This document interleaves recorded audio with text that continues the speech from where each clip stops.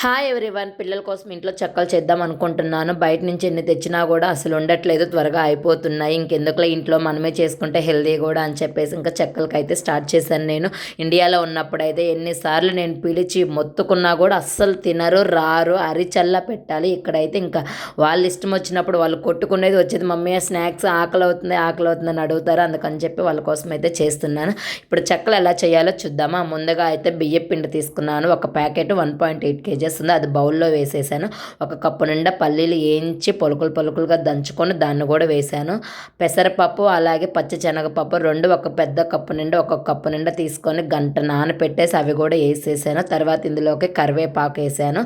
అలాగే పచ్చిమిర్చి, వెల్లుల్లి రెబ్బలు, అల్లము మూడు కచ్చాపచ్చాగా దంచి వేసాను. ఇంకా లాస్ట్లో కొత్తిమీర వేసి సాల్ట్ వేసి మొత్తం మిక్స్ చేసుకున్నాను. మన టేస్ట్ ఇప్పుడు చూసుకోండి, సాల్ట్ సరిపడిందా లేదా అని చెప్పేసి. ఇంకా కారం కొంచెం తగ్గినట్టుంటే అది వేసేసుకున్నాను. నేను మిక్స్ చేసేసి ఇంకా వేడి ఆయిల్ ఉంటే పెద్ద గంటతో 2 గంటలు అయితే వేసేసి బాగా కలిపి వంటలేమి లేకుండా ఇంకా వాటర్ వేసేసి బాగా మిక్స్ చేసేసి ఇగోండి వంటలు అయితే ఇలా చేసి పెట్టాను. ఇప్పుడు దీన్ని అయితే ఇంక మనం చెక్కల్లాగా చేసుకుందాము.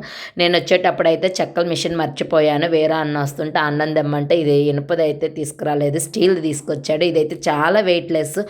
నాకు అసలు తెలియదు ఇప్పుడైతే కదా ఫస్ట్ టైం అమ్మ అత్త వీళ్ళు ఎవరు లేకుండా ఉండడము. ఇంకా సరేలే అని చెప్పి బాగానే ఉంటాయిలే అనుకున్నా. కానీ వచ్చాక చూస్తే అసలు అవి పలచగానే రావట్లేదు, చాలా మందంగా వస్తున్నాయి. ఏందో ఇలా వస్తున్నాయి అనుకున్నా. కొన్ని ఎత్తేలోపు నాకైతే చేయి నొప్పి పుట్టింది. ఇంక వాళ్ళ డాడీ అయితే వచ్చి వద్దుతుంటే ఇదిగోండి మా చిన్నాడు మా పాప కూడా అయితే వచ్చి ఇంక మేము వత్తుతాం అంటున్నారు. చాలా మందంగా వచ్చినాయి, వెయిట్ లేక. ఇనుపది అయితే కొంచెము మందంగా రావు, పలచగా వస్తాయి. ఇంక ఈసారి ఎవరన్నా వస్తుంటే తెప్పించుకోవాలి.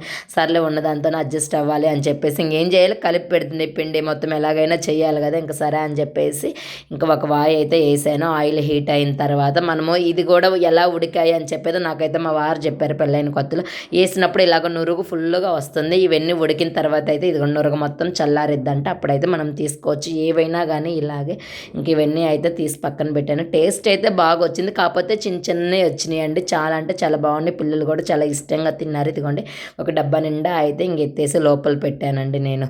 పిల్లలైతే ఇంకా ఇవ్వండి మమ్మీ అని అడుగుతూనే ఉంటారండి. వాళ్ళైతే చాలా ఇష్టంగా తింటున్నారు.